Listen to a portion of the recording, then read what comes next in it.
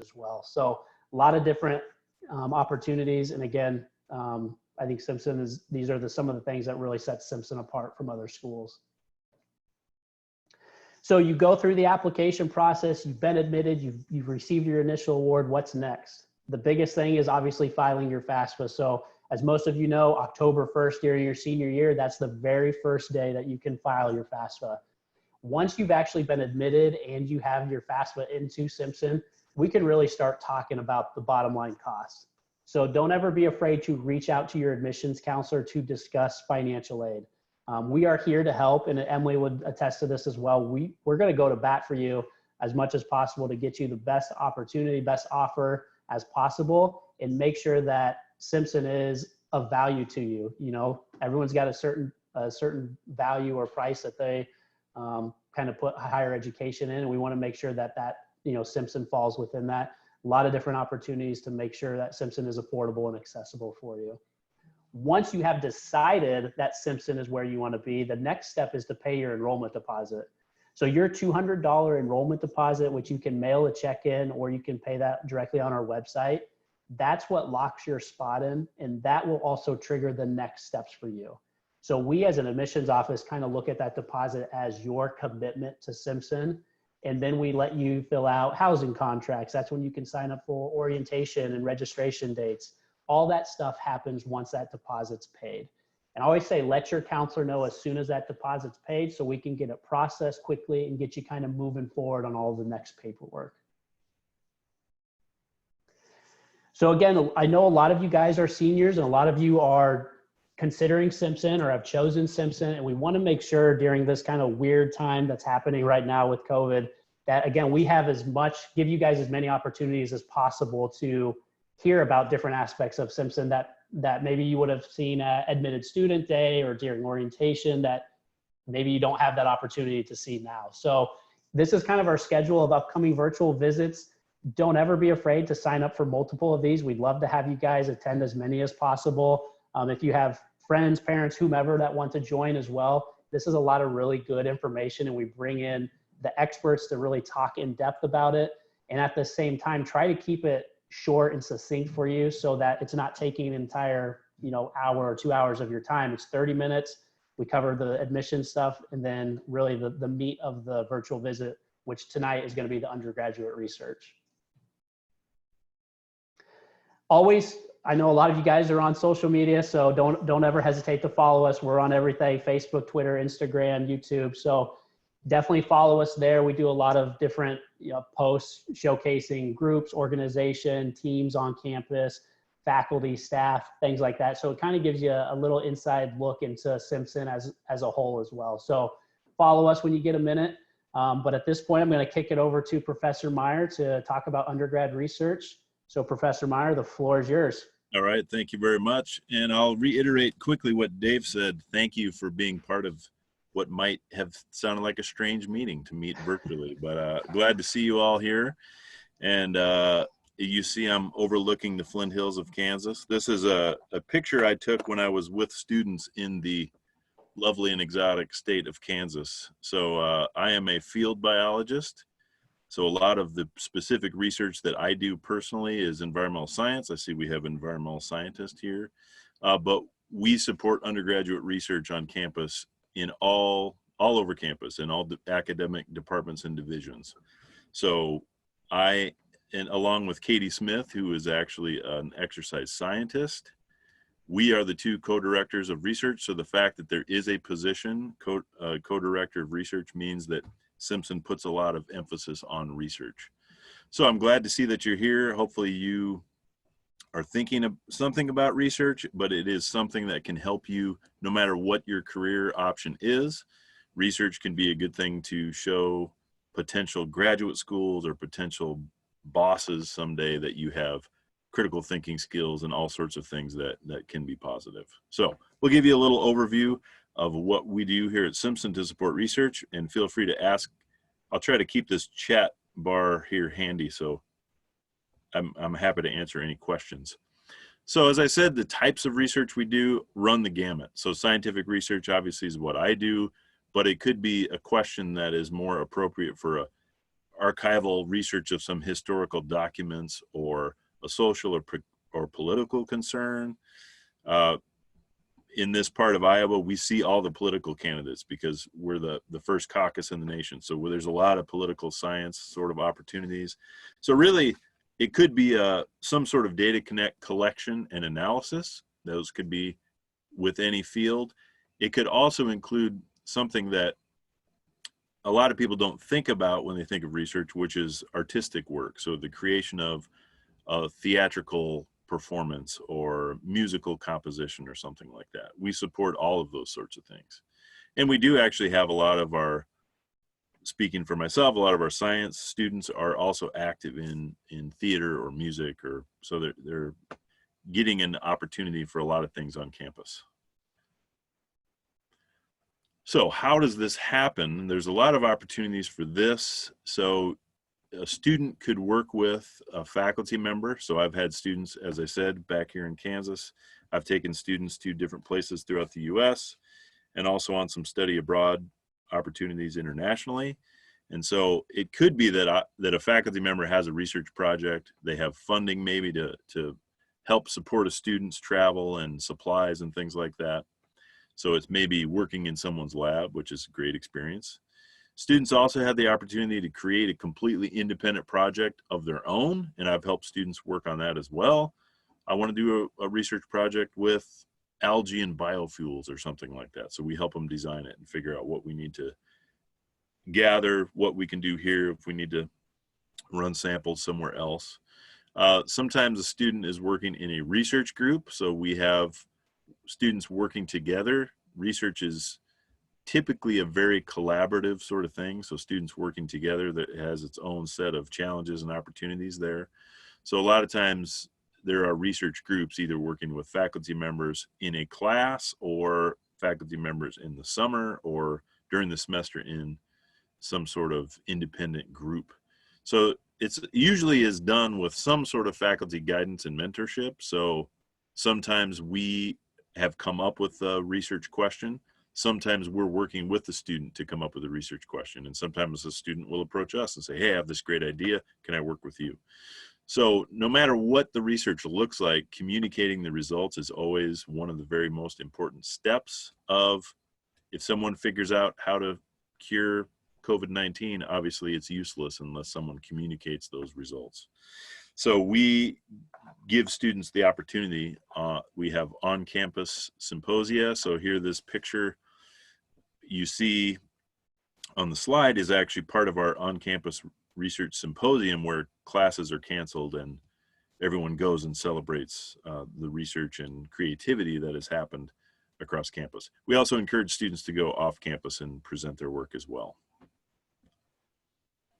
So why would you do this? So you're here at this session on a Thursday night, so maybe you have some idea of why you would want to do this, but certainly there are a lot of reasons. So it can help you gain exposure to career fields, maybe something you've thought about, but you want to know, what is it really like to be an entomologist, which is what I am. I'm sure a lot of you would love to find out what that's all about.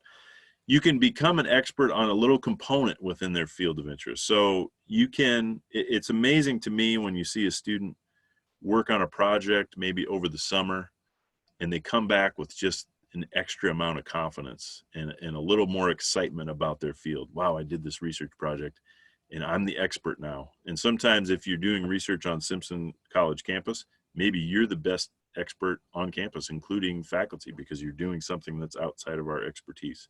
So it can be very exciting to become an expert in some component of your field. It is also a great way to become familiar with how it is to function as a professional in whatever. I see a forensic scientist. What does it mean to be a forensic scientist? What are the professional standards? What sort of work environment is that like? So doing research can help you find out those sorts of things. With many of the things,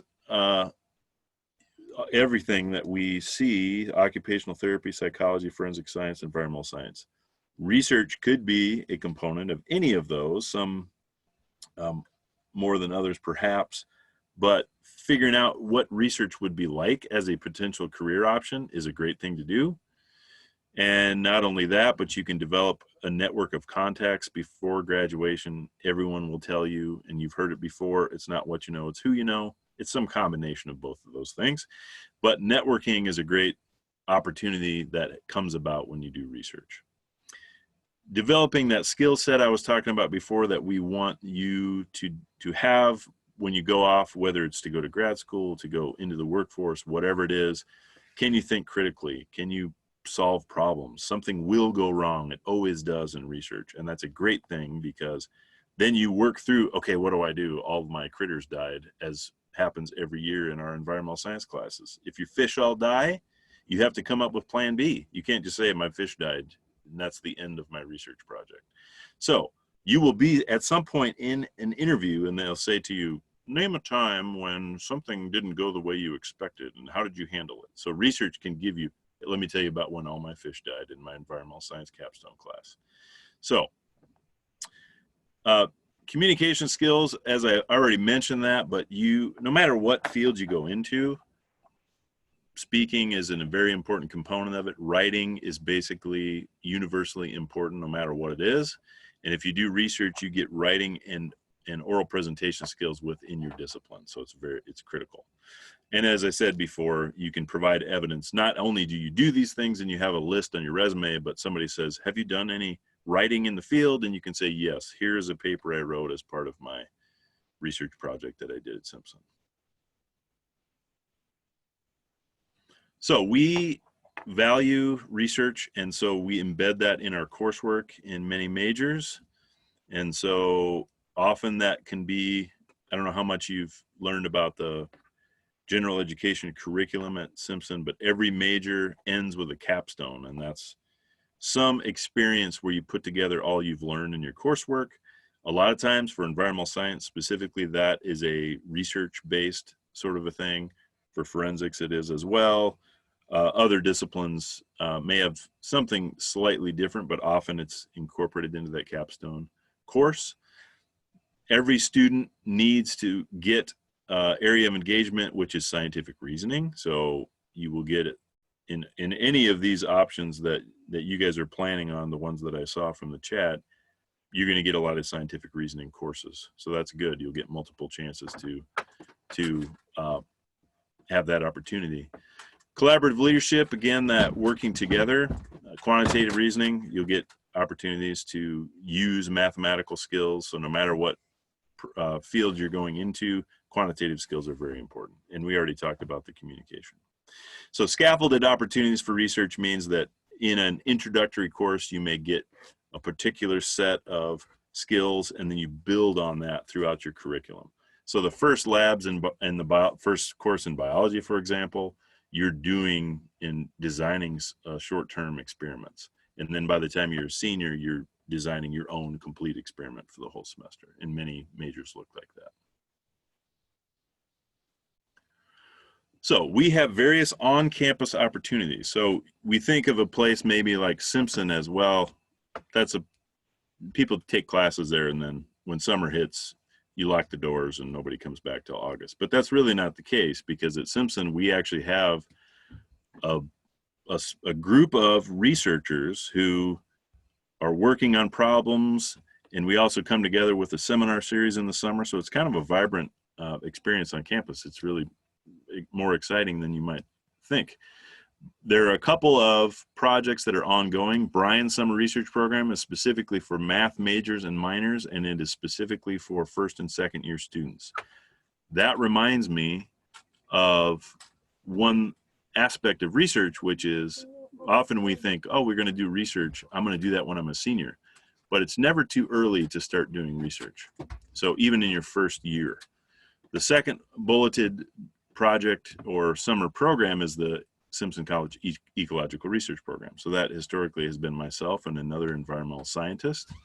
And every year, we've been doing it for the past 6 years, and every single year we've had at least one first-year student as part of the program. We hire 4 or 5 or 6 every summer. And one year it was 3 of the 4 were first-year students. And there are other things, biochemistry and computer science, DNA and nanotechnology group working on all kinds of crazy nanotechnology stuff. Polymer Amaranth project is another one that I've been involved in, which is interdisciplinary. So there's myself as a biologist and a philosophy professor, and there's math students, computer science, and all kinds of things going on. So there's a lot of opportunities. These are mostly summer projects, but they also can filter into the semester where students continue to work on these projects.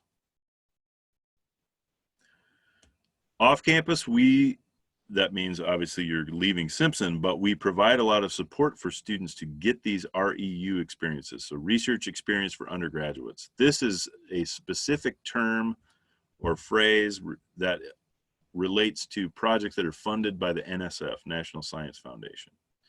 There are other similar programs in different disciplines, but basically, if we can group all these things together, it's a summer research experience, usually 8 to 10 weeks, and you go to some other place, another university, maybe it's a hospital or a laboratory somewhere. You work for those 8 to 10 weeks, you get paid, and the summer projects on campus at Simpson, you also get paid. And so at these other places, you get also the opportunity to work with other professionals. Maybe they're professors, maybe they're graduate students, maybe they're postdocs. So you're meeting with these people working in their labs, and they often have equipment that we maybe don't have at Simpson. So you get experience working with not only other people that you're networking with, but you get your hands on some really cool piece of equipment that you may not be able to do here at Simpson. So we have students that do this every year. And this past summer, we had a lot of students, something like 30. And here's a list of some of the places that they went. Cary Institute of Ecosystem Science is a premier place to do that sort of ecological work. A bunch of universities, Department of Energy National Lab in Ames. Power Pollen is an agri-tech startup company. One of the people that works there is a Simpson graduate, and they have recruited a lot of our students for internships and summer research, and actually have hired a couple of our students who are just graduating. So all kinds of really cool opportunities. And we help students do this by having an information session every December where we provide a way to prepare yourself. What do you need to know? What do you need to prepare? What do you need to write? Who do you need to ask for letters of recommendation? How do you search for these sort of things? And we have students that have been successful give some advice about these sort of things. So we help you do this. And then we have you present when you get back to campus in the fall. So it's a great way to build all sorts of skills and then work on your communication as well.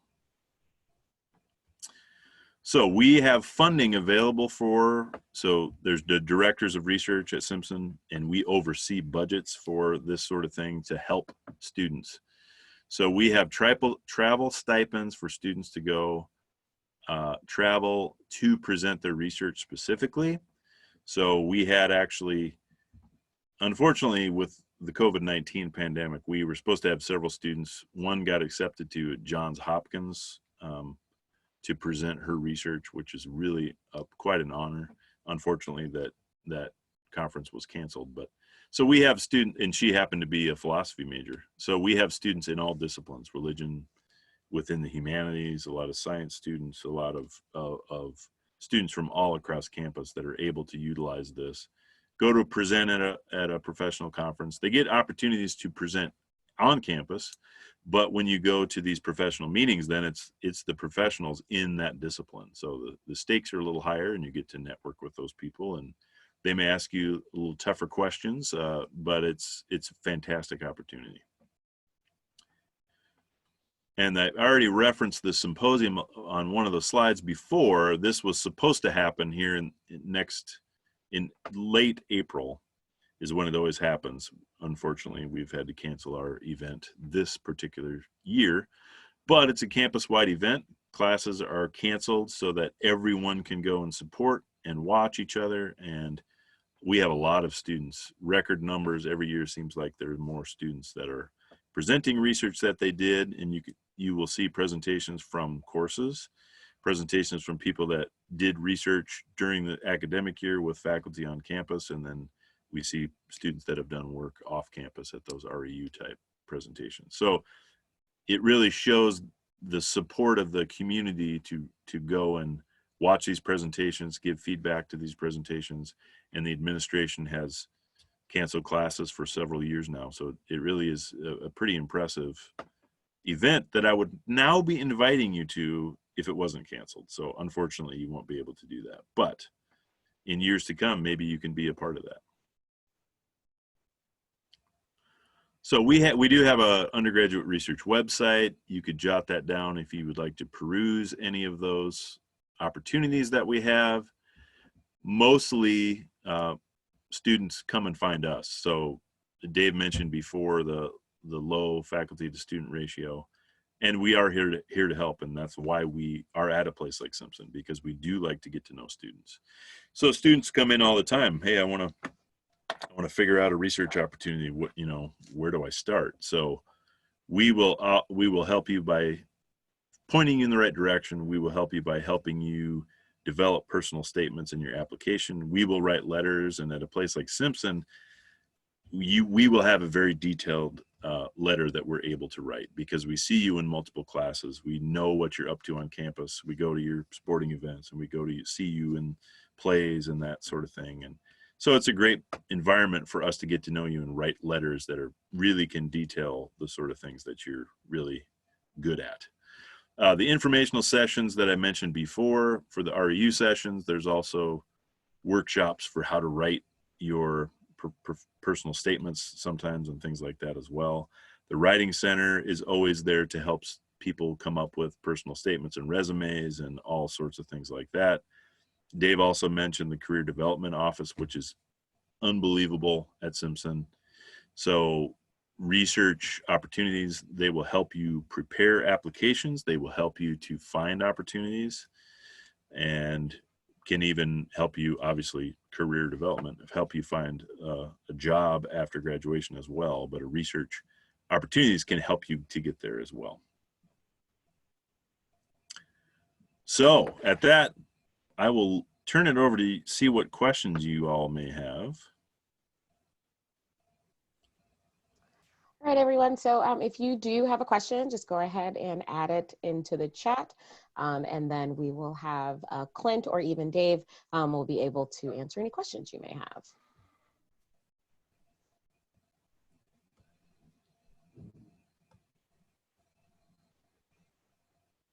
The first question is always the most difficult, guys.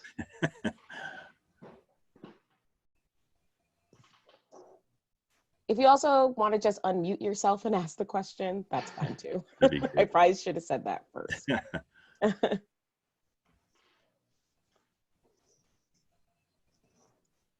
All right, so we do have a question from Jaden Mortensen. Jaden is coming to Simpson as a pre-occupational therapy major from Boone. Her question is, are there ever any type of research opportunities for occupational therapy? Research opportunities in occupational therapy. We do have, we have an internship. So this will be a little bit of a roundabout way of answering. We have an internship opportunity with Mercy Clinics, which sometimes it's more probably in a physical therapy sort of a thing rather than occupational therapy.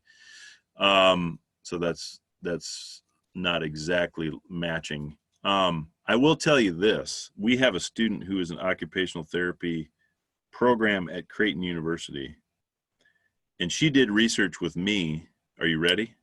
On water quality in Iowa streams.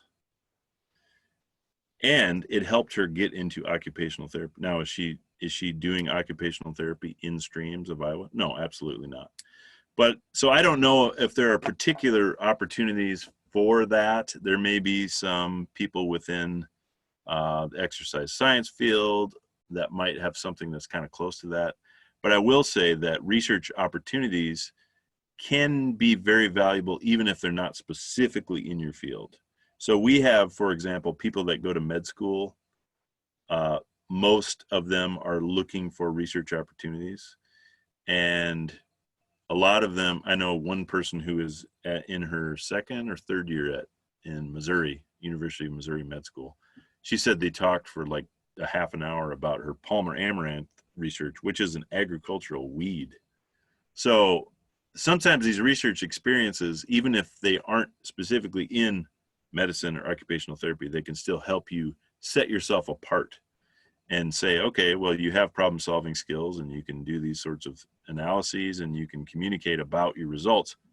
You can transfer those skills over. Alrighty, so the next question is from Nikki Hawthorne. Nikki is coming to us from McKinney, Texas, coming to Simpson as a forensic science major, and just wants to know about, where'd it go? Sorry.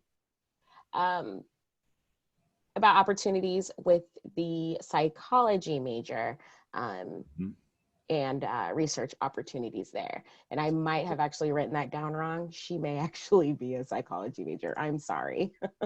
Psychology is one of those programs that offers scaffolded opportunities in their coursework. So if you're a psychology major, you take a 2-semester sequence in research methods. So by the time you're done with that second semester, you can do some fairly sophisticated statistics and experimental design, and you're pretty savvy with research. There are also multiple psychology professors who have research going in their own labs or within their own research programs. So, and there's actually been some interdisciplinary research. We have a neuroscience major. I don't know if you're familiar with that opportunity. So that's a hybrid between biology and psychology. And so there's some psychological research, and then there's some neuroscience research as well, which could be with a psychology professor or a biology professor. So there are some pretty cool research opportunities specifically within those fields.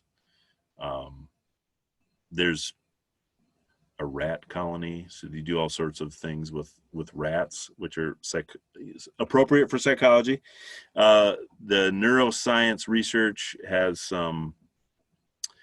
they've done a lot of research with fish and eye movements related to behavior, which is, it's not with humans, but it's sort of like a stepping stone into learning about some of those behavioral processes. So the answer is there's a lot of opportunities.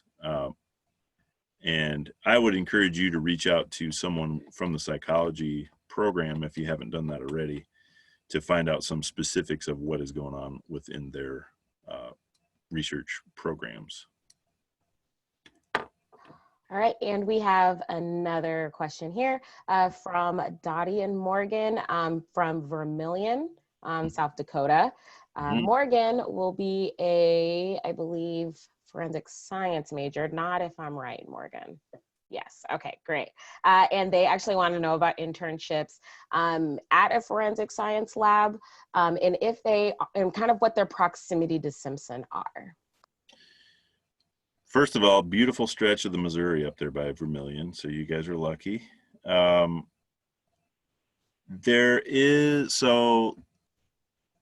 have been some internships through the hygienic lab, which is in Ankeny, which is pretty close proximity. Dave, 40 minutes, 45 minutes. Yep. So there have been some opportunities there. There's through the crime lab in, I don't know if it was Ames. I can't remember the specific details. That's closer to an hour away. So there have been some opportunities within pretty easy driving distance. And so forensic science would be through the chemistry department. And Adam Brustkern is a guy that you might want to look up and talk to. Brustkern, Brustkern. He sort of oversees that forensics program, and he teaches some pretty cool coursework and oversees some of those internship opportunities. So he could provide some more details. But I do know that there have been several students within that hour or less drive from Simpson that have been able to do. We're in a really good location. Half hour from Des Moines, 45 minutes to Ankeny, hour to Ames. And so there's a lot of opportunities really in whatever field you're looking at, but certainly forensic science is part of that.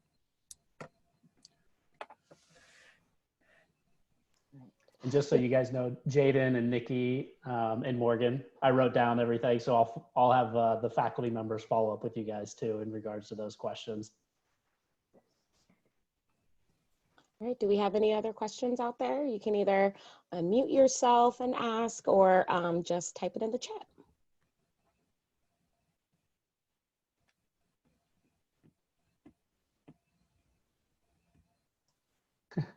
All right, I think we're good on questions. Well, thank you very much. I'm easy to find if you look at the Simpson website. If you have any other questions that come up, we would love to answer whatever we can. So thanks again for being a part of the Zoom session. Thanks, guys. I appreciate it. Thanks, everybody. Everybody have a good